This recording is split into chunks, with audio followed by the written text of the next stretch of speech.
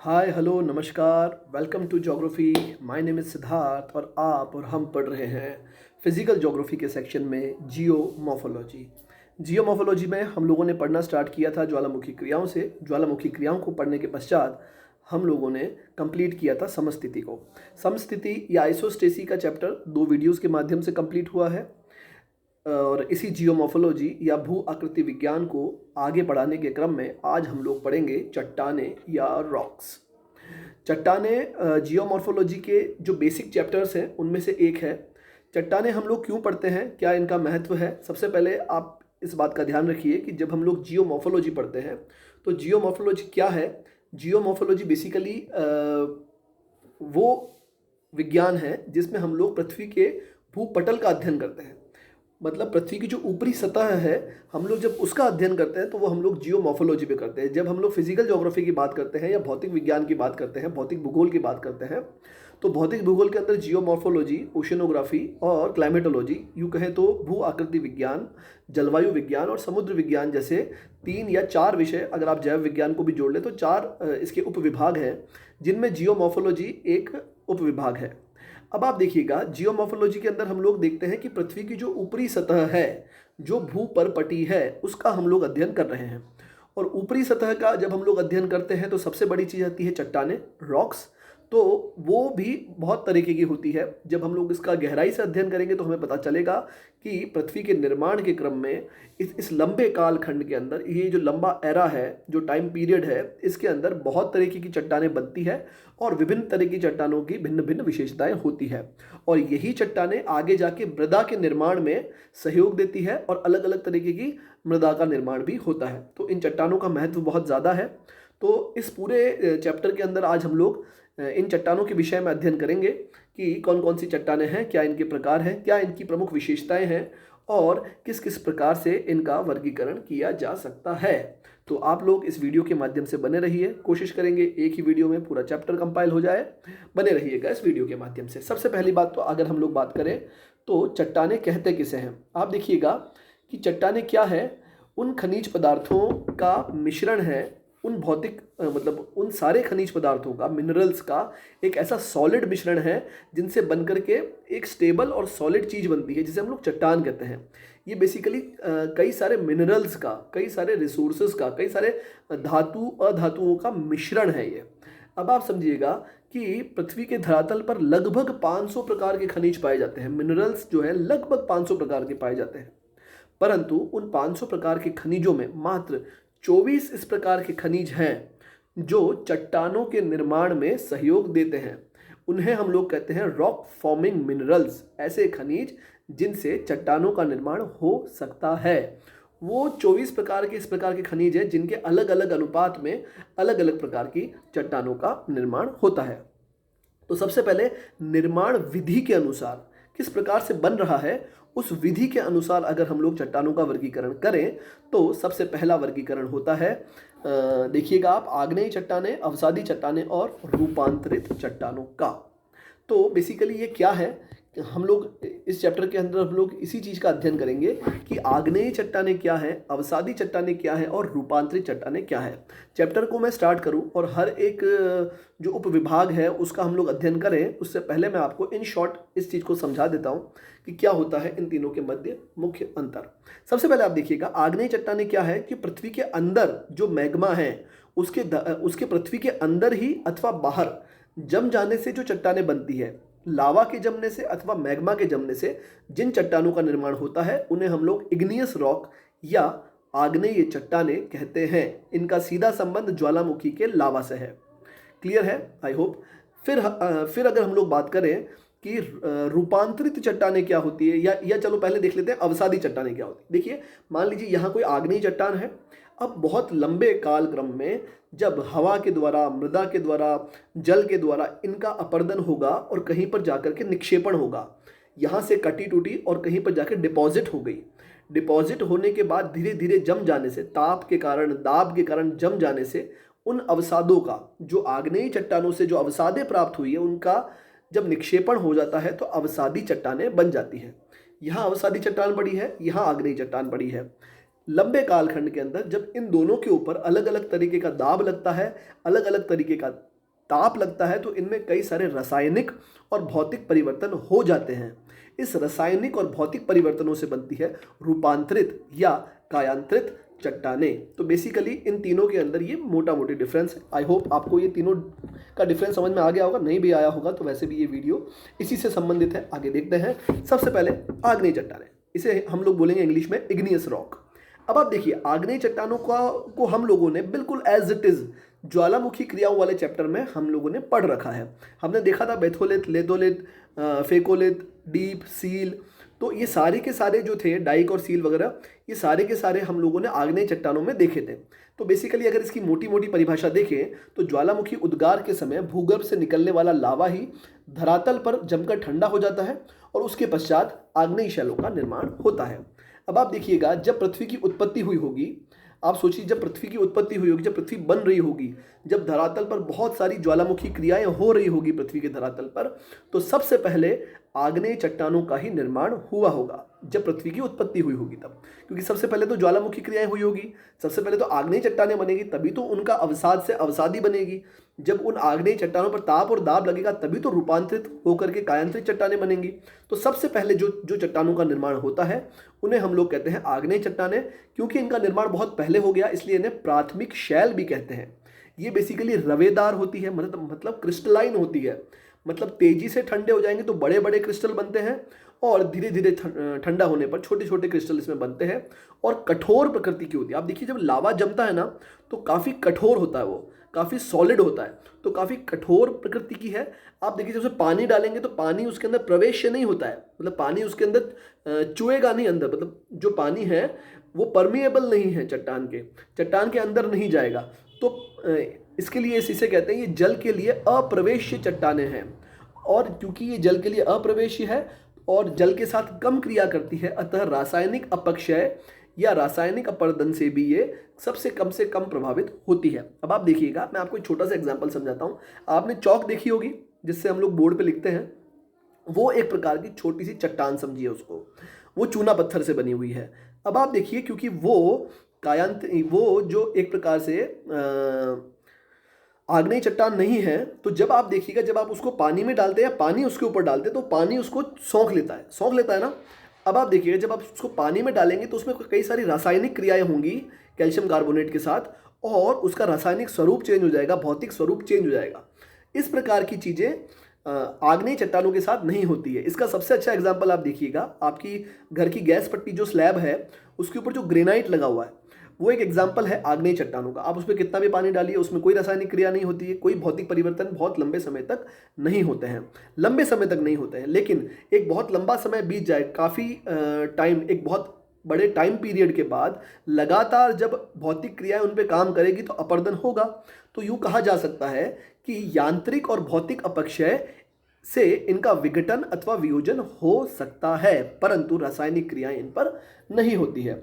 और फिर दूसरी बात आप देखिएगा कि इन चट्टानों में जीवाश्म नहीं पाए जाते हैं। जीवाश्म को इंग्लिश में बोलते हैं फॉसिल्स, मतलब जीवों के अवशेष, पेड़ पौधे, जीव जंतुओं के जो पुराने अवशेष है वो इन चट्टानों के अंदर नहीं पाए जाते हैं, क्योंकि ये लावा से निर्मित है। अगर कभी कोई अवशेष इसमें दब भी गया होगा तो वो गल करके गायब हो जाता है। अतः इन चट्टानों में जीवावशेष या जीवाश्म या फॉसिल्स नहीं पाए जाते हैं।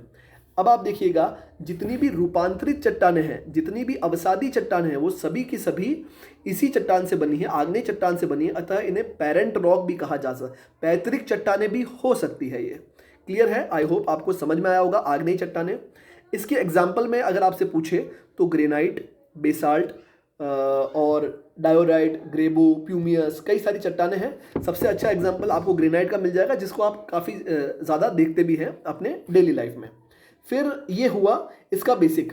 अगर हम लोग बात करें कि इसकी उत्पत्ति की, जब हम लोग बात करते हैं उस आधार पर ये 3 प्रकार की हो सकती है। कई बार यहाँ पे टाइपिंग मिस्टेक में 2 लिखा होगा, 3 प्रकार की हो सकती है। पातालिक चट्टानें, मतलब ऐसी चट्टानें जिनकी उत्पत्ति बहुत ज़्यादा गहराई में हुई है।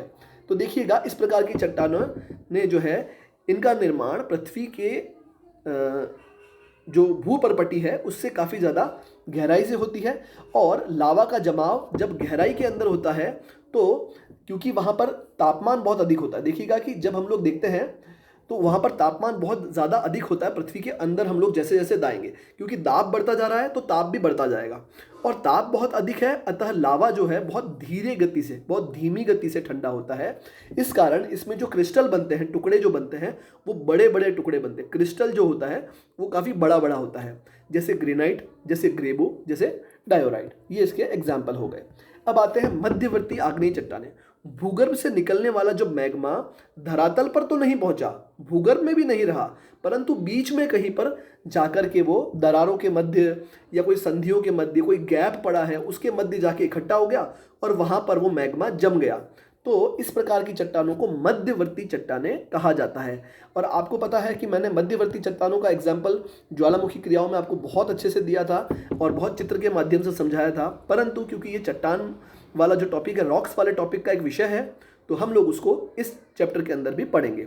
मध्यवर्ती चट्टानों में और पातालिक चट्टानों में आपको अंतर पता चल गया होगा। पातालिक चट्टानें जहां उत्पत्ति होती है वहीं के वहीं जम जाती है। मध्यवर्ती चट्टानें बाहर निकलने का प्रयास करती है, परंतु धरातल से बाहर ना निकल करके और बीच में ही कहीं पर कोई दरार है, कोई गैप है, कोई संधि है, वहीं पर लावा फैल के जम जाता है और इस प्रकार की मध्यवर्ती आग्नेय चट्टानों का निर्माण होता है। अब आप देखिएगा इसका जो सबसे बड़ा एग्जाम्पल देखिए, अब लेकोलिथ किसे कहते हैं। अब आप देखिएगा जब लावा का गुंबदाकार जमाव होता है तो जो है परतों के बीच में लावा जम करके ठोस हो जाता है और गुंबद का रूप ले लेता है। तो इस प्रकार की चीज़ को हम लोग कहेंगे लेकोलिथ। फिर आप देखिए डाइक।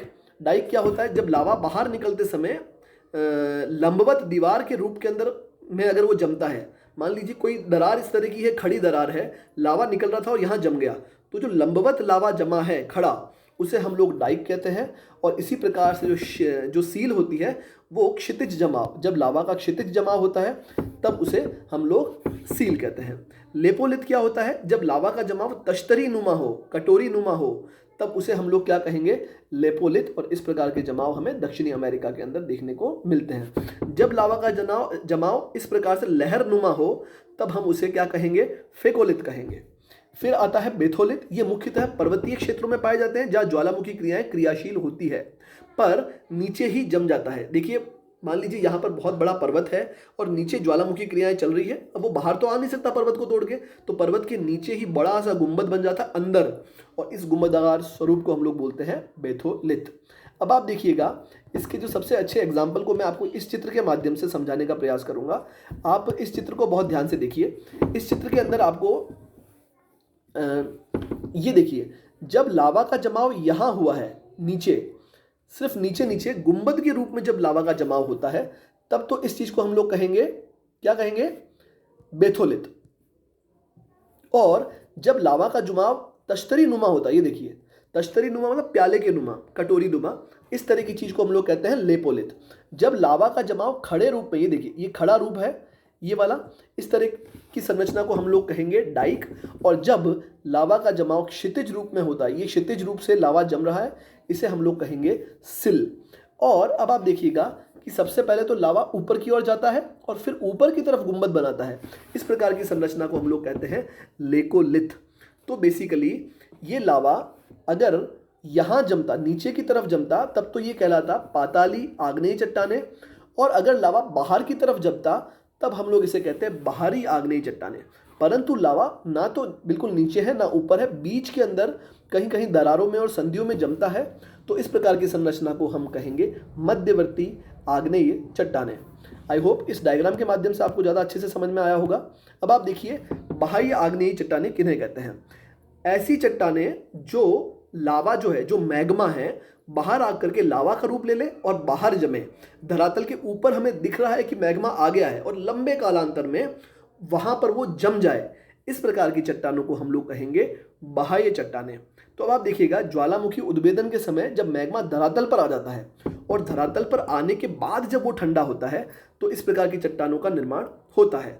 देखिएगा जब बाहर आएगा तो बाहर का तापमान धरातल के अंदर के तापमान से कम होगा, क्योंकि बाहर हवा चल रही है, टेम्परेचर कम ज़्यादा हो सकता है। तो इस कारण से जब ये मैग्मा बाहर आता है तो बहुत तेज़ी से ठंडा होता है। तेज़ी से ठंडा होने के कारण बहुत छोटे छोटे से बहुत सारे क्रिस्टल बन जाते हैं। इस प्रकार की चट्टानों का जो सबसे अच्छा एग्जाम्पल है वो है बेसाल्टिक चट्टानें, या बेसाल्ट जो है इसका सबसे अच्छा एग्जाम्पल हो सकता है। फिर यही आग्नेय चट्टानें, ये तो मैंने आपको बता दिया कि जब ये अंदर हो, मध्य में हो या ऊपर हो तो किस किस प्रकार की हो सकती है।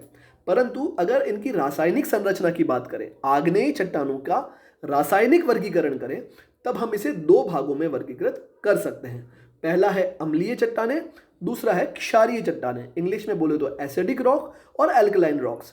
तो अम्लीय चट्टानों की अगर हम लोग बात करें तो इसमें सिलिका की मात्रा, बालू की मात्रा, जिसे आप रेत कहते हैं ना, सिलिका की मात्रा बहुत अधिक होती है। 65 to 85% इसमें सिलिका होती है। बाकी के अंदर फेरोमैग्नीशियम, एल्यूमिनियम और इस तरह के पदार्थ पाए जाते हैं, परंतु सिलिका की मात्रा जिसमें अधिक हो वो आग्नेय, अम्लीय आग्नेय चट्टानें कहलाएंगी। जैसे ग्रेनाइट, रायोलाइट और ऑब्सीडियन, ये वो एग्जाम्पल हैं जो आग्नेय चट्टानों के हैं। जबकि अगर क्षारीय चट्टानों की बात करें, क्षारीय आग्नेय चट्टानें, एल्कलाइन रॉक्स, तो इनमें सिलिका की मात्रा बहुत कम होती है और इसमें फेरोमैग्नीशियम की प्रधानता होती है। फेरोमैग्नीशियम समझते हैं, फेरो मतलब होता है आयरन और मैग्नीशिया मतलब मैग्नीशियम। तो इनकी जब प्रधानता हो तब क्षारीय आग्नेय चट्टानें या एल्कलाइन रॉक्स का निर्माण होता है। क्योंकि इसमें फेरो की मतलब फेरो मतलब लोहा, लोहे की मात्रा अधिक है, अतः लोहे की अधिकता के कारण इनका रंग गहरा होता है, डार्क कलर की चट्टानें होती है क्षारीय चट्टानें। और अम्लीय चट्टानें अपेक्षाकृत हल्की होती है। क्लियर है। और इनका घनत्व भी अधिक होगा क्षारीय चट्टानों का, जैसे ग्रेबो, बेसाल्ट और रायोलाइट।